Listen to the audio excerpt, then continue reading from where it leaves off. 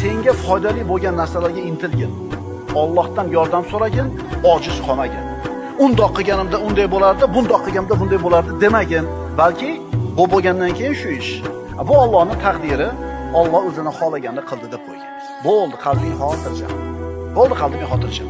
Alloh bandasiga taqdir qilgan narsa banda uchun yaxshilikdir.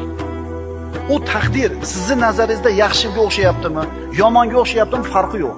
Sizga shu narsa taqdir qilindimi, shu narsa sizga yaxshi. Tushunyapsizmi? Sizni ustingizda qanaqa taqdir bo'lgan bo'lsa, bu yaxshilik siz uchun. O'shuning uchun alhamdulillahi robbil alamin deng.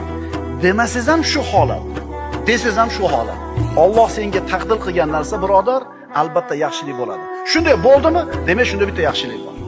Yillar o'tgandan keyin ko'rasan. O'shunga uylanmaganing to'g'ri bo'lgan ekan. Tahqiq Alloh azza va jalla bir mo'min bandaga musibatni taqdir qiladi.